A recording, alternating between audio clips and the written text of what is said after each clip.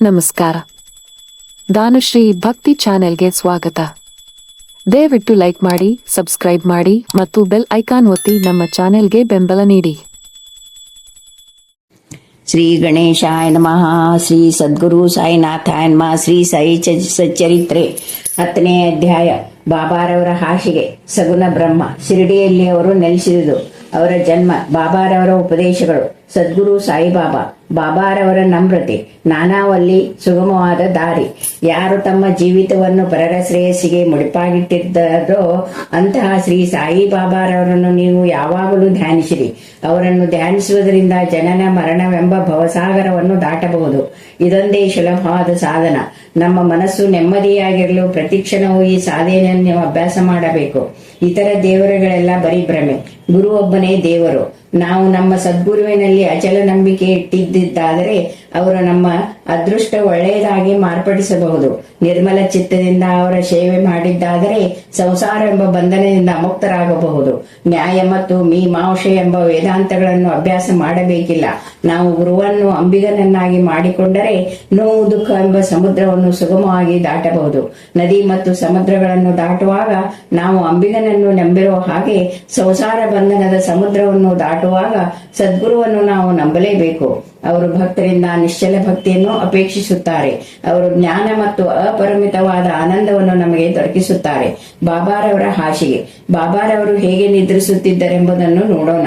ಶ್ರೀ ನಾನಾ ಸಾಹೇಬ್ ಡೆಂಗ್ಳೆಯವರು ಬಾಬಾರವರಿಗೆ ಮಲಗಲು ಸಹ ಒಂದು ಕಟ್ಟಿಗೆಯ ಹಲಿಗೆ ತಂದಿದ್ದರು. ಅದನ್ನು ನೆಲದ ಮೇಲೆ ಇಟ್ಟು ಮಲಗುವ ಬದಲು ಬಾಬಾರವರು ಚಿಂದಿ ಬಟ್ಟೆಗಳನ್ನು ಹಗ್ಗದಂತೆ ಸುತ್ತಿ ಹಲಿಗೆಯನ್ನು ಮೇಲ್ಛಾವಣಿಯಿಂದ ಎತ್ತರದಲ್ಲಿ ತೂಗು ಹಾಕಿ ಉಯ್ಯಾಲೆಯಂತೆ ಮಾಡಿಕೊಂಡು ಅದರ ಮೇಲೆ ನಿದ್ರಿಸುತ್ತಿದ್ದರು. ಉಯ್ಯಾಲೆ ಹಲಿಗೆಯ ಭಾರವನ್ನು ತಡೆಯಲಾರದೆ ಕಿತ್ತು ಬೀಳುವ ಹಾಗೆ ತೋರುತ್ತಿತ್ತು. ಆದರೆ ಬಾಬಾರವರ ಲೀಲೆ ವಿಸ್ಮಯಕಾರಕ. ಹಲಗೆಯ 4 ಮೂಲೆಗಳಲ್ಲಿಯೂ 4 ಪನತಿಗಳನ್ನು ಹಚ್ಚಿ ಇಡುತ್ತಿದ್ದರು. ಅವರು ಹಲಿಗೆಯ ಮೇಲೆ ಹೇಗೆ ಹತ್ತಿ ಕುಳಿತುಕೊಳ್ಳುತ್ತಿದ್ದರು, ಹೇಗೆ ಕೆಳಗಿಳಿದು ಬರುತ್ತಿದ್ದರು ಎಂಬುದು ಯಾರಿಗೂ ತಿಳಿದಿರಲಿಲ್ಲ. ಎಷ್ಟು ಜನರು ಇದನ್ನು ಪರಿಶೀಲಿಸಲು ಬಂದು ವಿಫಲರಾಗಿದ್ದರು. ಈ ಚಮತ್ಕಾರವನ್ನು ಪರೀಕ್ಷಿಸಲು ಸಹ ಒಂದು ದಿನ ಮಸೀದಿಯಲ್ಲಿ ಜನ ನೆರೆದರು. ಇದನ್ನು ಕಂಡ ಬಾಬಾರವರು ಉದ್ರಿಕ್ತರಾಗಿ ಹಲಿಗೆಯನ್ನು ಚೂರು ಚೂರು ಮಾಡಿ ಬೀಸುಟ್ಟರು. ಬಾಬಾ ಅಷ್ಟಸಿದ್ಧಿಗಳನ್ನು ತಮ್ಮ ಹತೋಟಿಯಲ್ಲಿಟ್ಟುಕೊಂಡಿದ್ದರು. ಅವರು ಅವುಗಳನ್ನೇನೋ ಅಭ್ಯಾಸ ಮಾಡಿರಲಿಲ್ಲ. ಜನ್ಮತಃ ಅವು ಅವರ ಕರಗತವಾಗಿದ್ದವು. ಸಗುಣ ಬ್ರಹ್ಮ. ಬಾಬಾರವರು ಸಾಮಾನ್ಯ ಮನುಷ್ಯರಂತೆ ಕಂಡು ಬಂದರೂ ಅವರು ಪ್ರತಿಯೊಬ್ಬರ ಆತ್ಮದಲ್ಲಿಯೂ ವಾಸವಾಗಿದ್ದರು. ಬಾಹ್ಯದಲ್ಲಿ ಜನರ ಯೋಗಕ್ಷೇಮವನ್ನು ಚಿಂತಿಸುತ್ತಿದ್ದರು. ಭಕ್ತರಿಗೋಸ್ಕರ ಬಾಹ್ಯದಲ್ಲಿ ಅವರು ಅನೇಕ ಆಶೆ ಆಕಾಂಕ್ಷೆಗಳನ್ನು ವ್ಯಕ್ತಪಡಿಸುತ್ತಿದ್ದರು. ಅಂತರಂಗದಲ್ಲಿ ಅವರು ಶಾಂತಿಯ ಪ್ರತೀಕವಾಗಿದ್ದರು. ಬಹಿರಂಗದಲ್ಲಿ ನಿರಂತರ ಕೆಲಸ ಮಾಡುವ ವಿಲಕ್ಷಣ ವ್ಯಕ್ತಿಯಂತೆ ವರ್ತಿಸುತ್ತಿದ್ದರು. ಅಂತರಂಗದಲ್ಲಿ ಅದ್ವೈತವನ್ನು ಪ್ರೀತಿಸುತ್ತಿದ್ದರು. ಬಾಹ್ಯದಲ್ಲಿ ಪ್ರಪಂಚವೆಂಬ ಬಂಧನಕ್ಕೆ ಸಿಲುಕಿದ್ದರು. ಕೆಲವು ಬಾರಿ ಪ್ರತಿಯೊಬ್ಬರನ್ನು ಪ್ರೀತಿ ಮತ್ತು ಆದರಗಳಿಂದ ಕಾಣುತ್ತಿದ್ದರು. ಕೆಲವು ವೇಳೆ ಅವರ ಮೇಲೆ ಕಲ್ಲೆಸೆಯುತ್ತಿದ್ದರು. ಅನೇಕ ಸಾರಿ ಕೆಲವರನ್ನು ತಬ್ಬಿಕೊಂಡು ಶಾಂತಿ ಮೂರ್ತಿಯಾಗುತ್ತಿದ್ದರು. ಕೆಲವೊಮ್ಮೆ ಅವರನ್ನು ದೂಷಿಸುತ್ತಿದ್ದರು. ಯಾವಾಗಲೂ ಆತ್ಮಚಿಂತನೆಯಲ್ಲಿಯೇ ತಲ್ಲೀನರಾಗಿ ಭಕ್ತರನ್ನು ಆದರದಿಂದ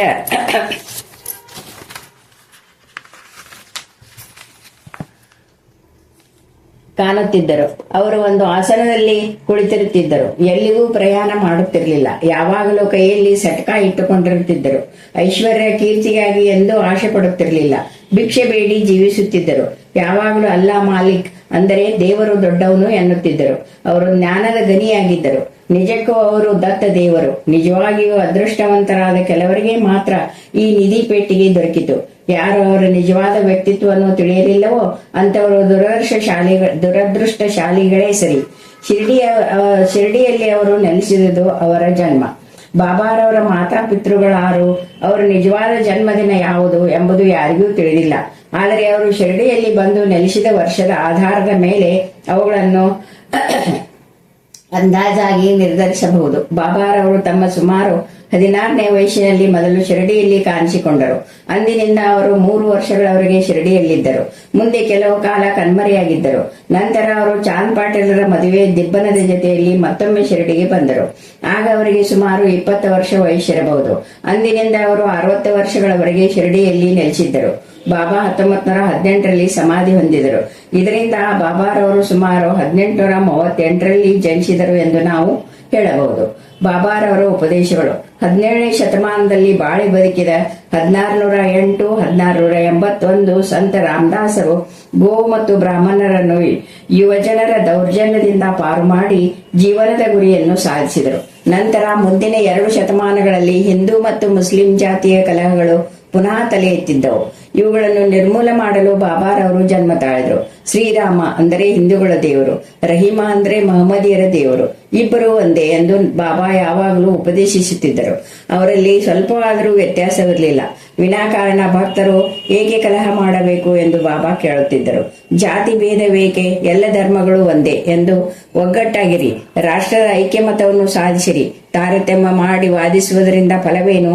ನಿಮ್ಮ ಯೋಗಕ್ಷೇಮ ನೋಡಿಕೊಳ್ಳಿರಿ, ದೇವರು ನಿಮ್ಮನ್ನು ಕಾಪಾಡುತ್ತಾನೆ. ಯೋಗ, ಯಾಗ, ತಪಸ್ಸು ಮತ್ತು ಜ್ಞಾನ ಇವು ಪರಮಾತ್ಮನನ್ನು ಸೇರುವ ಸಾಧನಗಳು. ಇವುಗಳಲ್ಲಿ ಯಾವುದಾದರೊಂದನ್ನು ನೀವು ಸಾಧಿಸಿದ್ದರೆ ನಿಮ್ಮ ಜನ್ಮ ಸಾಧಿಸದಿದ್ದರೆ ನಿಮ್ಮ ಜನ್ಮ ನಿರರ್ಥಕ. ಯಾರಾದರೂ ನಿಮಗೆ ಅಹಿತ ಮಾಡಿದರೆ ತಿರುಗಿ ಅಹಿತ ಮಾಡಲು ಹೋಗಬೇಡಿ. ಬೇರೆಯವರಿಗೆ ಏನಾದರೂ ನಿಮಗೆ ಮಾಡಬೇಕೆಂದೆನಿಸಿದರೆ ಒಳ್ಳೆಯದನ್ನು ಮಾಡಿ ಎಂದು ಸಾಯಿಬಾಬಾ ಅನ್ನುತ್ತಿದ್ದರು. ಸಂಕ್ಷಿಪ್ತವಾಗಿ ಇದು ಬಾಬಾ ಅವರ ಉಪದೇಶ. ಅದು ಭೌತಿಕ ಮತ್ತು ಆಧ್ಯಾತ್ಮಿಕ ವಿಷಯಗಳಲ್ಲಿ ನಮಗೆ ಸಹಾಯವಾಗುತ್ತದೆ. ಸದ್ಗುರು ಸಾಯಿಬಾಬಾ ಗುರುಗಳು ಅನೇಕರಿದ್ದಾರೆ. ಕೆಲವರು ತಂಬೂರಿ ತಾಳಗಳನ್ನು ಹಿಡಿದುಕೊಂಡು ತಮ್ಮ ಆಧ್ಯಾತ್ಮಿಕತೆಯನ್ನು ತೋರ್ಪಡಿಸುತ್ತಾ ಮನೆ ಮನೆಗೂ ಅಲಿಯುತ್ತಾರೆ. ತಮ್ಮ ಶಿಷ್ಯರಿಗೆ ಮಂತ್ರಗಳನ್ನು ಉಪದೇಶಿಸಿ ಅವರಿಂದ ದ್ರವ್ಯವನ್ನು ಸುಲಿಗೆ ಮಾಡುತ್ತಾರೆ.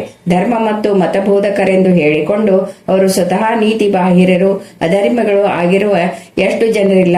ಆದರೆ ಬಾಬಾರವರಲ್ಲಿ ಇಂಥ ಡಂಬಾಚಾರವಿರಲಿಲ್ಲ. ತಮ್ಮ ಭಕ್ತರಲ್ಲಿ ಅವರಿಗೆ ಅಪರಿಮಿತವಾದ ಪ್ರೀತಿ ಇದ್ದಿತು. ಗುರುಗಳಲ್ಲಿ 2 ವಿಧ, ಒಂದು ನಿಯತ್ ಮತ್ತು 2 ಅನಿಯತ್. ಮೊದಲೆಯವರು ತಮ್ಮ ಉಪದೇಶಗಳಿಂದ ನಮ್ಮಲ್ಲಿ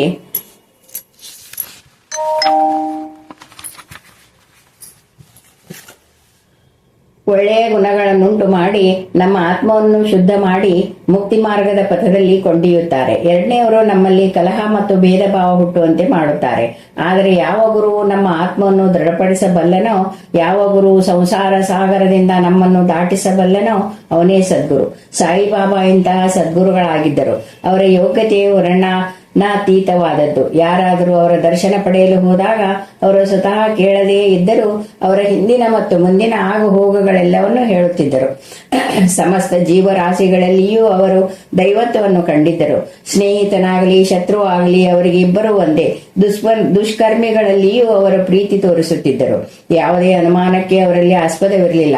ದೈಹಿಕವಾಗಿ ಅವರು ವರ್ತಿಸಿದರೂ ಅವರಿಗೆ ನಿಜವಾಗಿಯೂ ದೇಹದ ಸಂಬಂಧ ಇರಲಿಲ್ಲ. ಶ್ರೀ ಸಾಯಿಬಾಬಾ ಅವರನ್ನು ದೇವರೆಂದು ಪೂಜಿಸಿದ ಜನಕೋಟಿಯೇ ಧನ್ಯ. ಊಟ ಮಾಡುವಾಗಲೂ, ಪಾನೀಯಗಳನ್ನು ಸೇವಿಸುವಾಗಲೂ, ಕೆಲಸದಲ್ಲಿ ನಿರತರಾಗಿರುವಾಗಲೂ ಅನವರತವು ಸಾಯಿಬಾಬಾ ಅವರನ್ನು ಸ್ಮರಿಸಿ ಅವರ ಲೀಲೆಗಳನ್ನು ಹಾಡುತ್ತಿದ್ದರು. ಶಿರಡಿಯ ಮಹಿಳೆಯರಿಗೆ ಬಾಬಾರವರೆಂದರೆ ಅನಂತ ಪ್ರೀತಿ. ಬಾಬಾರವರ ಮೇಲೆ ಹಾಡುಗಳನ್ನು ರಚಿಸಿ ಅವರು ಇಂಪಾಗಿ ಹಾಡುತ್ತಿದ್ದರು. ಹಾಡುಗಳು ಹೊರಹೊಮ್ಮುವುದು ಬುದ್ಧಿಯಿಂದಲ್ಲ, ಪ್ರೀತಿಯಿಂದ. ನೈಜವಾದ ಹಾಡು ಪ್ರೇಮದ ಪ್ರತೀಕ. ಈ ಜಾನಪದ ಹಾಡುಗಳನ್ನು ಸಂಗ್ರಹಿಸಿ ಸಾಯಿ ಲೀಲಾ ಮಾಸಿಕದಲ್ಲಿ ಅಥವಾ ಒಂದು ಪುಸ್ತಕ ರೂಪದಲ್ಲಿ ಪ್ರಕಟಿಸಬಹುದು. ಬಾಬಾರವರ ನಮ್ರತೆ. ದೇವರಿಗೆ ಷಡ್ಗುಣಗಳಿವೆ ಎಂದು ಹೇಳಲಾಗಿದೆ. ಅವು ಯಾವೆಂದರೆ 1 ಕೀರ್ತಿ, 2 ಐಶ್ವರ್ಯ, 3 ವಿರಕ್ತಿ, 4 ಜ್ಞಾನ, 5 ವೈಭವ ಮತ್ತು 6 ಉದಾರತೆ. ಬಾಬಾರವರಲ್ಲಿ ಈ ಗುಣಗಳೆಲ್ಲವೂ ಇದ್ದವು. ಭಕ್ತರಿಗೋಸ್ಕರ ಬಾಬಾ ಅವತಾರ ತಾಳಿದರು. ಭಕ್ತರನ್ನು ತಮ್ಮೆಡೆಗೆ ಆಕರ್ಷಿಸಿದ ಅವರ ಅದ್ವಿತೀಯ ಪ್ರೇಮ ಮತ್ತು ದಯೆ ಅತ್ಯಾಶ್ಚರ್ಯಕರವಾದುದಾಗಿದೆ. ವಾಗ್ದೇವಿಯೂ ಸಹ ಉಚ್ಚರಿಸಲಾಗದಂತಹ ಮಾತುಗಳನ್ನು ಬಾಬಾ ತಮ್ಮ ಭಕ್ತರಿಗೋಸ್ಕರ ಉಚ್ಚರಿಸುತ್ತಿದ್ದರು. ಬಾಬಾ ಒಂದು ಸಾರಿ ಈ ರೀತಿ ಹೇಳಿದರು: ನಾನು ನಿಮಗೆ ಋಣಿ. ನಿಮ್ಮ ದರ್ಶನದಿಂದ ನಾನು ತೃಪ್ತನಾಗಿದ್ದೇನೆ. ನಿಮ್ಮ ಪಾದಗಳನ್ನು ನೋಡಿ ನಾನು ಧನ್ಯನಾದೆ. ಇದಂತಹ ನಮ್ರತೆ. ಇದನ್ನು ಪ್ರಕಟಿಸುವುದರಿಂದ ಬಾಬಾರವರಿಗೆ ಅವಮಾನ ಮಾಡಿದಂತೆ ಎಂದು ಕೆಲವರು ಯೋಚಿಸಿದರೆ ನಾವು ಕ್ಷಮೆ ಕೇಳುತ್ತೇವೆ ಮತ್ತು ಪ್ರಾಯಶ್ಚಿತ್ತ ರೂಪವಾಗಿ ಅವರ ನಾಮವನ್ನು ಹಾಡುತ್ತೇವೆ. ಬಾಬಾ ಅವರು ಲೌಕಿಕದಲ್ಲಿ ಎಲ್ಲರಂತೆ ಆಶಯ ಆಕಾಂಕ್ಷೆಗಳನ್ನಿಟ್ಟುಕೊಂಡಿದ್ದರೂ ಸಹ ಅವರಿಗೆ ಅದರಲ್ಲಿ ಅಭಿರುಚಿ ಇರಲಿಲ್ಲ. ಆಹಾರವನ್ನು ಸೇವಿಸುತ್ತಿದ್ದರೂ ಸಹ ರುಚಿಯ ಕಡೆಗೆ ಗಮನವಿರಲಿಲ್ಲ. ನೋಡುತ್ತಿದ್ದರೂ ಸಹ ಯಾವ ವಿಧವಾದ ಮೋಹ ತೋರಿಸುತ್ತಿರಲಿಲ್ಲ.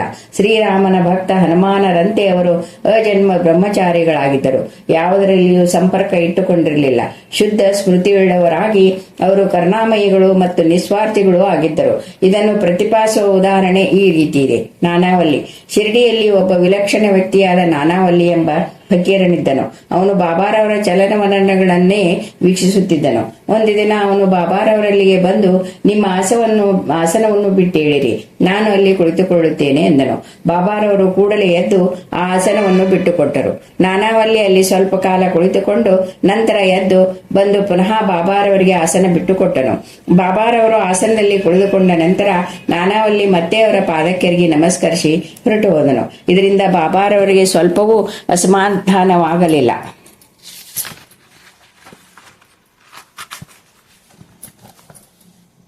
ನಂತರ ನಾನಾವಲ್ಲಿ ಬಾಬಾರವರ ಪರಮ ಭಕ್ತರಾಗಿ ಬಾಬಾರವರು ಮಹಾಸಮಾಧಿ ಹೊಂದಿದ ಸ್ವಲ್ಪ ದಿನಗಳಲ್ಲಿಯೇ ಪರಲೋಕ ಯಾತ್ರೆ ಬೆಳೆಸಿದನು. ಸುಗಮವಾದ ದಾರಿ. ಸಾಧು ಸಂತರ ಕಥೆಗಳನ್ನು ಕೇಳುವುದು ಮತ್ತು ಅವರ ಜೊತೆಯಲ್ಲಿ ವಾಸ ಮಾಡುವುದು. ಬಾಬಾರವರು ಲೌಕಿಕದಲ್ಲಿ ಸಾಮಾನ್ಯ ಮನುಷ್ಯರಂತೆ ವರ್ತಿಸುತ್ತಿದ್ದರು. ಅವರ ನಡೆ ನುಡಿಗಳಲ್ಲಿ ಒಂದು ವಿಶೇಷತೆ ಇತ್ತು. ಇದರಿಂದ ಅಪರೂಪವಾದ ಪ್ರತಿಭೆ ಕಂಡು ಬರುತ್ತಿತ್ತು. ಅವರು ಮಾಡಿದುದೆಲ್ಲವೂ ಭಕ್ತರ ಹಿತಕ್ಕಾಗಿಯೇ. ಅವರು ತಮ್ಮ ಭಕ್ತರಿಗೆ ಯಾವುದೊಂದು ಯೋಗಾಸನವನ್ನಾಗಲಿ ಧಾರ್ಮಿಕ ರೀತಿಯನ್ನಾಗಲಿ ಹೇಳಿಕೊಡಲಿಲ್ಲ. ಮಂತ್ರೋಪದೇಶ ಮಾಡುತ್ತಿರಲಿಲ್ಲ. ಅಹಂಭಾವವನ್ನು ತ್ಯಜಿಸಿ ಯಾವಾಗಲೂ ಸಾಯಿ ಸಾಯಿ ಎಂದು ಉಚ್ಚರಿಸಿರೆಂದು ಮಾತ್ರ ಬಾಬಾ ಹೇಳುತ್ತಿದ್ದರು. ಇದರಂತೆ ನೀವು ನಡೆದರೆ ನಿಮ್ಮ ತೊಂದರೆಗಳೆಲ್ಲವೂ ನಿವಾರಣೆಯಾಗುತ್ತವೆ. ಅಗ್ನಿಕುಂಡದ ಮುಂದೆ ಕುಳಿತು ಯಾಗ ಮಾಡುವುದು ಬ್ರಾಹ್ಮಣರಿಗೆ ಮಾತ್ರ ಸಾಧ್ಯ, ಅದು ಬೇರೆ ವರ್ಗದವರಿಗೆ ಸಾಧ್ಯ ಇಲ್ಲ. ಯೋಚನೆ ಮಾಡುವುದೊಂದೇ ಮನುಷ್ಯನ ಕೆಲಸ. ಯೋಚಿಸದೆ ಮನಸ್ಸು ಒಂದು ಕ್ಷಣವಾದರೂ ಇರಲಾರದು. ಅದಕ್ಕೆ ಇಂದ್ರಿಯ ವಸ್ತುವನ್ನು ಕೊಟ್ಟರೆ ಅದನ್ನೇ ಕುರಿತು ಚಿಂತಿಸುತ್ತದೆ, ಗುರುವನ್ನು ಕೊಟ್ಟರೆ ಅವನನ್ನೇ ಕುರಿತು ಚಿಂತಿಸುತ್ತದೆ. ನೀವು ಬಾಬಾರವರ ಗುಣ ಮತ್ತು ಪ್ರತಿಭೆಯನ್ನು ಕೇಳಿರುವಿರಿ, ಅದನ್ನು ಪ್ರತಿದಿನವೂ ಕೇಳಿರಿ. ಇದೇ ನೀವು ಬಾಬಾರವರಿಗೆ ಸಲ್ಲಿಸಬಹುದಾದ ನೈಸರ್ಗಿಕ ಪೂಜೆ. ಸಂತರ ಕಥೆಗಳನ್ನು ಕೇಳುವುದು ಈ ಹಿಂದೆ ಹೇಳಿದ ಸಾಧನಗಳಷ್ಟು ಕಷ್ಟವಲ್ಲ. ಅದು ನಿಮ್ಮನ್ನು ಸಂಸಾರ ಬಂಧನದ ಹೆದರಿಕೆಯಿಂದ ತಪ್ಪಿಸಿ ಧಾರ್ಮಿಕ ಪಥದೆಡೆಗೆ ಸಾಗಿಸುತ್ತದೆ. ಆದ್ದರಿಂದ ಅಂಥ ಕಥೆಗಳನ್ನು ಕೇಳಿರಿ ಮತ್ತು ಮನಸ್ಸಿನಲ್ಲಿ ಗ್ರಹಿಸಿಕೊಳ್ಳಿರಿ. ಇದನ್ನು ಮಾಡಿದರೆ ಎಲ್ಲ ವರ್ಗದವರು ಪರಿಶುದ್ಧರಾಗಬಹುದು.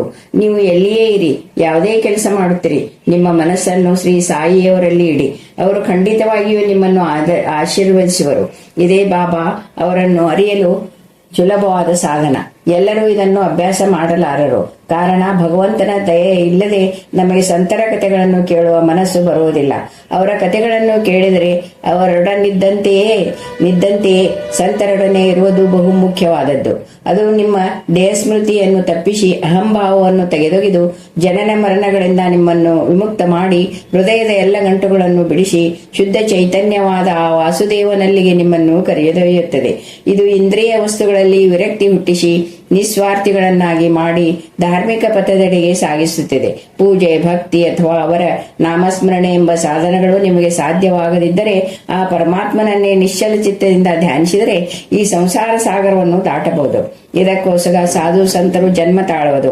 ನಮ್ಮ ಪಾಪಗಳನ್ನು ನಿರ್ಮಲ ಮಾಡುವ ಗಂಗೆ, ಗೋದಾವರಿ, ಕೃಷ್ಣೆ, ಕಾವೇರಿ ನದಿಗಳು ಸಹ ಸಂತರು. ತಮ್ಮಲ್ಲಿ ಬಂದು ಸ್ನಾನ ಮಾಡಿ ತಮ್ಮನ್ನು ಪವಿತ್ರಗೊಳಿಸಬೇಕೆಂದು ಹಾತೊರೆಯುತ್ತಿವೆ. ಇದು ಸಂತರ ವೈಭವ. ನಮಗೆ ಬಾಬಾರವರ ಪಾದ ದರ್ಶನ ಲಭಿಸಿದುದು ನಮ್ಮ ಪೂರ್ವ ಜನ್ಮದ ಸುಕೃತವೇ ಸರಿ. ಮಸೀದಿಯ ಒಂದು ಮೂಲೆಯಲ್ಲಿ ದಯಾಮಯರಾಗಿ ಉದಿಯನ್ನು ನೀಡುತ್ತಿರುವ ಬಾಬಾ ಅವರ ಚಿತ್ರವನ್ನು ನೆನಪಿನಲ್ಲಿಟ್ಟುಕೊಂಡು ಸದ್ಗುಣ ಸಂಪನ್ನರಾದ ಅವರನ್ನು ಧ್ಯಾನಿಸಿ ಈ ಅಧ್ಯಾಯವನ್ನು ಮುಗಿಸೋಣ. ಶ್ರೀ ಸಾಯಿ ಪ್ರಣಾಮ.